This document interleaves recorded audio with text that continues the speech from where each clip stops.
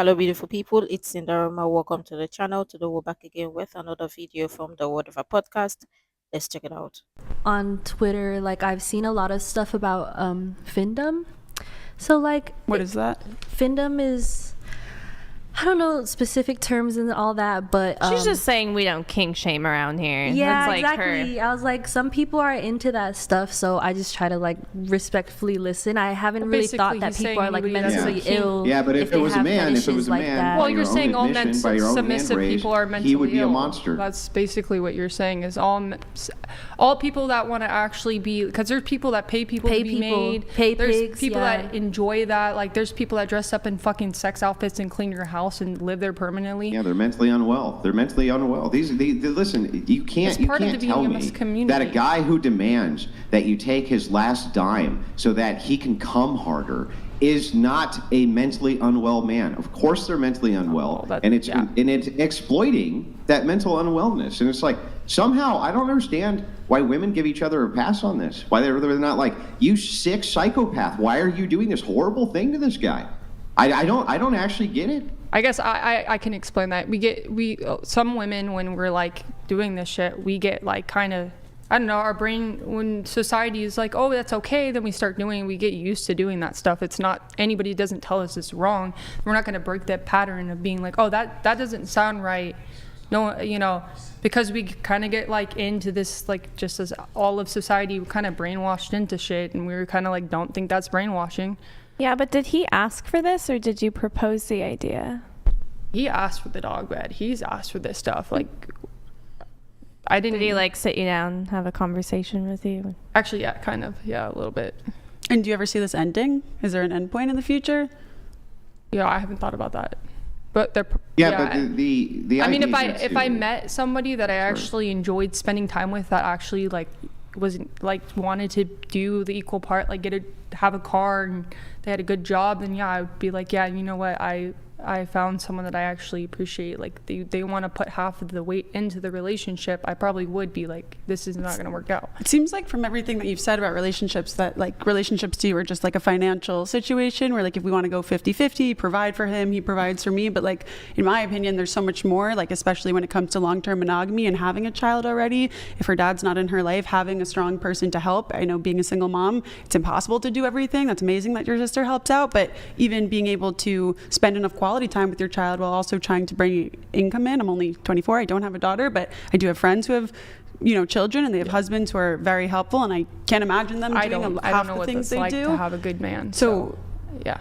Has this started from when you were young? Have you always gone after abusive men, or at least men who just weren't high value, up to the standard, really wanted you for everything that you are and not just the financial aspect? Yeah, it's been an issue with starting with my narcissistic mother to like the men she dated. Yeah. So do you see that you're repeating that pattern for your daughter now, when you can break the cycle instead and choose better? I've started to notice it more recently, and it's been very difficult to break something that's psychologically ingrained into me. I need like that's not an overnight healing thing that you can just do overnight. That is a lot of work to put in. Well, is your daughter not worth putting in the work for? Well, yeah, she is. So then why not start tomorrow? Kick him out of your house. You don't have to find a new man, but you can put all that energy into your child, and you can heal and attract somebody who wants you for who you are, not just any financial benefits that you can offer, not for a dog bed, for genuinely who you are as a human being. I actually, the last week I've been like, we've started fighting about stupid shit, and I was like, I don't know why I'm doing this, but I've been doing it for a while, and it's not enjoyable like it was when we were first like connected. It was just a past relationship, and I'm dragging that along with me because I'm scared of like fully embracing being in the future and not in the past. And I think that's just trauma, just holding me back from being happy. The best advice I ever got. No, you're not a victim here. You got to let go. You're not a victim here. You're the victimizer here. You know what's interesting is the fact that some people, after going through series of abusiveness or whatever, maybe their childhood trauma or growing up or whatever, they still continue and transfer it to their kids. Because we get it, some people don't heal completely, but I mean, this is a full-blown adult and she already has a child, and thinking that, oh, because she was raised in an abusive home or her mom is narcissistic or whatever, then she don't need to break the cycle. She's going to transfer it or take it on to her child. And imagine what the kind of things what she's into or what she's doing with another man is not even making sense. This is the reason why we keep saying people to heal first. Heal from your past trauma or heal from your trauma rather than continuing the cycle. There are some people that are meant to be the cycle breakers, and there are some people that are intentionally not ready to break the cycle.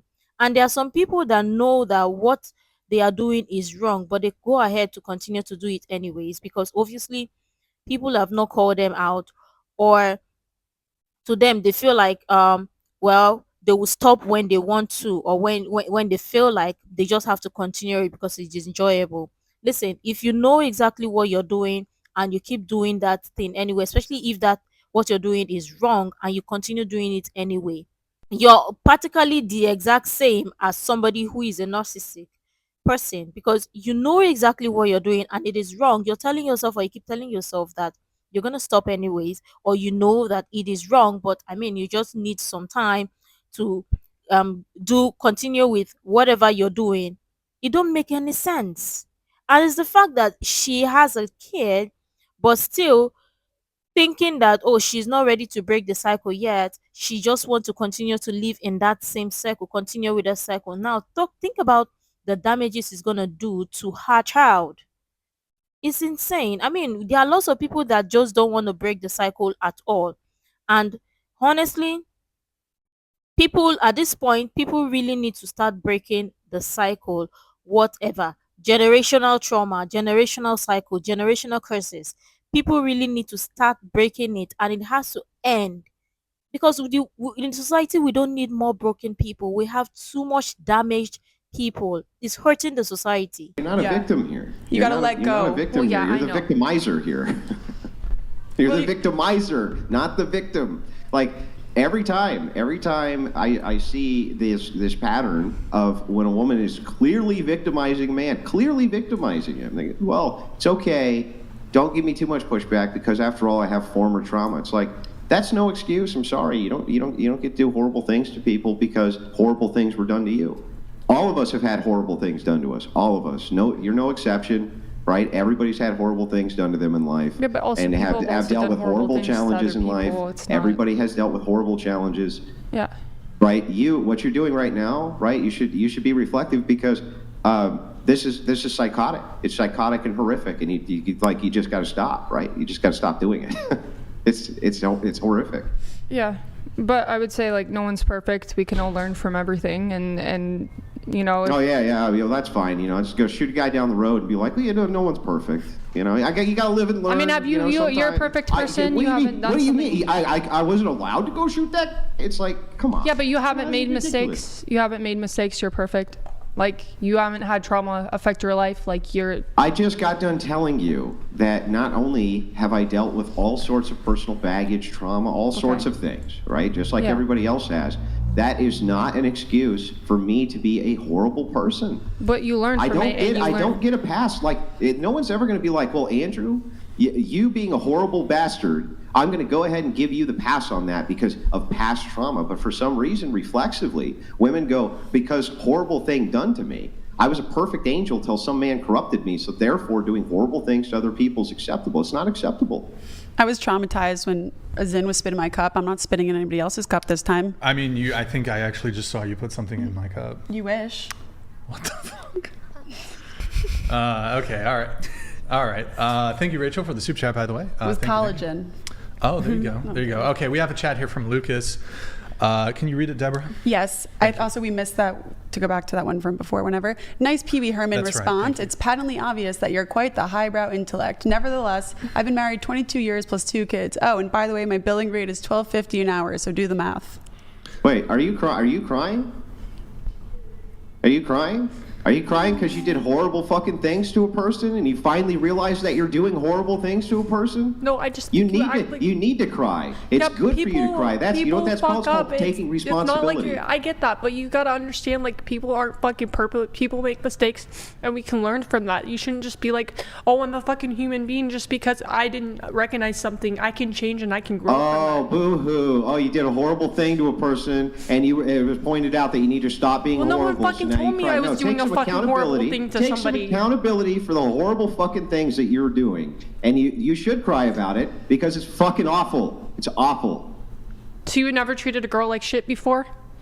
No, I've never made a woman sleep on the ground like a dog and took her from walks and exploited her mental illness. It's psychotic. And you know what? He doesn't. I don't even know if he has a fucking mental illness, so that's a fucking assumption. He sleeps on the floor like a dog at his own request. He wanted to. I didn't ask him to fucking do that. He wanted to do that. That was his choice. I told him he could sleep on the effing bed. He wanted to sleep on the floor. The guy comes over and wants to cut off his arm. Are you going to be like, well, it was his choice? I told him he could sleep on the bed. He chose to sleep on the floor. How is that my fucking fault? Because you have agency and accountability. And so does he. As an adult, he can choose to sleep on the floor. He can choose to sleep on the bed. That's not. That doesn't make me a horrible fucking person.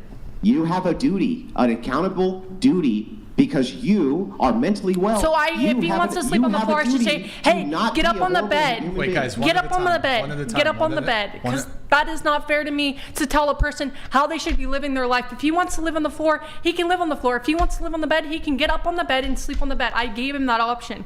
But if you didn't play the part of like him being your pet, would he still do that? If you just treat him like a normal human being instead of a dog? I mean, I don't go there. Because if that's what he wants, then maybe if you just stopped doing that, he wouldn't find use with you of that anymore.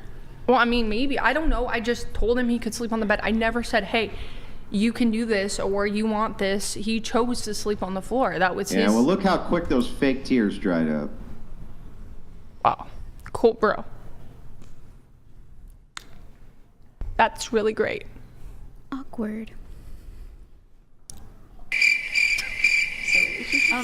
Someone asked a question earlier. We didn't get back to it. I like that you invalidate the fact that someone actually has emotion because you think that I'm some psycho, but yeah, you actually think you're some god, right? Like you think you're the best. I don't think I'm a god. But here's the thing, right? It's like, it's not godly. It's not me thinking I'm a god to tell you to stop being a fucking horrific human being and putting a man on the floor, putting him on the floor, treating him, I didn't put him on the effing floor, and I made that very clear. I gave the option to sleep on the bed. I gave him that option. I didn't say, hey, go sleep on the floor. I didn't tell him to sleep on the floor. He has the option to sleep on the bed. He chose to do that. So he has every right to do that, or he has every right to sleep on the bed. He as a 30-year-old man, he can do whatever the fuck he wants to do. I gave him the option to bed. You have no responsibility, no accountability, no duty whatsoever. What, do you want me to grab him by his arms and put him on my effing bed? No, I'm not controlling what he does. Can you get him some help? I don't know how. I'm not in control of a fucking 30-year-old. You don't have to be in control. He can go to anything to get the resources. If you're in charge to the point where you can treat him like a coat rack and hang your jacket on him, you think you can't take him? You think if you say, hey boy, come on and get in the car because I'm going to take you over to the clinic so that they can get you mentally evaluated, he's not going to go with you? You just don't have any duty here? You have no responsibility? I mean, I've taken him to get an Obama phone. He got an Obama phone. I've taken him to get food stamps. I've put in the time to actually take care of this person and make sure they're trying to get steps towards going somewhere else. Because you get off on torturing him. No, I don't.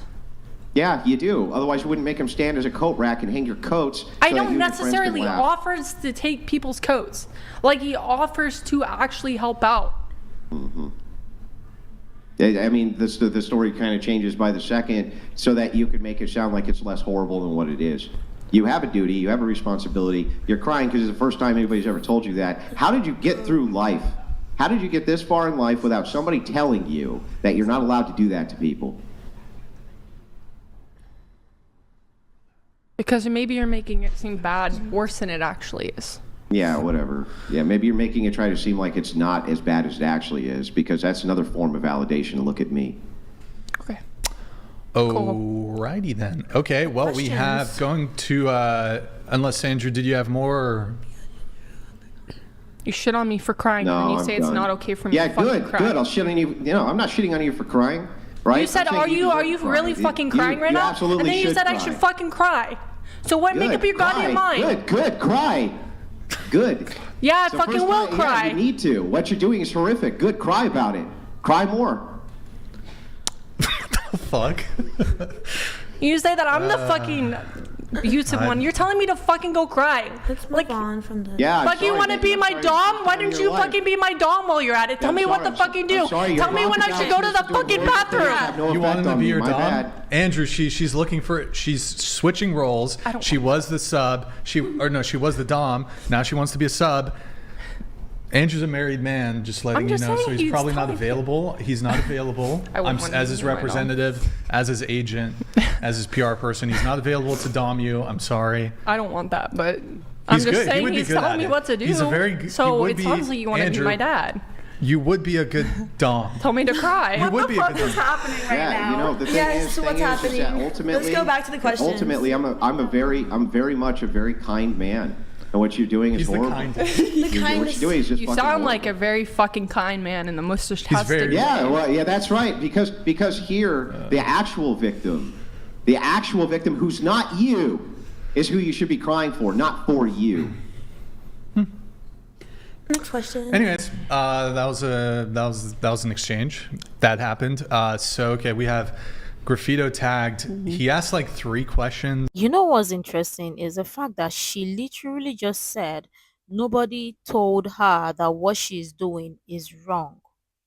So the fact that somebody haven't told you that what you're doing is wrong, but you know what you're doing is wrong, but you choose to do it anyway just because people haven't told you that what you're doing is wrong. Is that an excuse? Or is that an excusable behavior? You see the thing, for some women, it is okay for them to do whatever activity or do whatever to a man just because a man wants it. But if a man does it to a woman because the woman wants it, you hear them say, oh, it's abuse or whatever. It don't make any damn sense. And obviously she here is talking because she was hurt or she was abused or whatever, or she has childhood trauma. So it is an excusable behavior to inflict pain onto somebody else and continue with the cycle just because you have trauma. So you should be given a pass, and people shouldn't hold you accountable because obviously you're still dealing with your past trauma. So it doesn't matter as long as you are continuing the cycle or inflicting trauma or inflicting pain onto somebody, because nobody have told you that what you're doing is wrong. You see this mindset. This is the reason why we keep saying that modern women itself, or these modern women, just because it is almost impossible for people to hold these modern women accountable. So they think it is excusable, or some certain actions are excusable, or they can get a pass, or be so entitled, or want to have the woman privilege. It don't make any sense. She literally just fake cried here. So people would have pity for her, or somebody who is just listening for the first time would have pity for her and be like, oh, maybe it is the man or it is Andrew that is causing her to cry or making her to cry. You see this relationship in terms of dominatrix or dominating, submissing or submissive, whatever. We get it, or BDSM, you name it. We get it that people are into those type of weird stuff and all of that. But again, when you hear some activities or some things that are happening there, is insane. And honestly, if we're being honest with ourselves, that's that don't make sense at all. And if we're being honest, narcissistic people, or only narcissistic people, engage in something like that. Because how do you call inflicting pain onto somebody pleasure and see nothing wrong with it? Like, it don't even make any damn sense. I'm trying to process it in my head. Yes, call it whatever you want to call it. People enjoy those things. Yes, quite all right. But it don't make any sense, because if you know fully well that what you're doing is wrong, but you choose to do it anyways just because the person wants you to, or the person asks you to, but you choose to do it anyways, how are you any different from a narcissistic person? Because you know what you're doing is wrong. You can't even caution yourself to say, oh, what I'm doing is wrong, Just because this person wants it, don't mean I should do it. That is how, I mean, your conscience is supposed to correct you or tell you that, but obviously you still go on or carry on because it is pleasurable. It don't make any sense. People should heal from their trauma or from their trauma. We don't need no more broken people. It's God is too much. When are people gonna finally heal and stop hiding behind the mask of their childhood trauma or past trauma? It's not making any sense. But I really love your thoughts in the comments down below. You can share the useful information you think might be really helpful. Make sure to like, comment, and subscribe and all of that stuff. And until next time, see you in the next video.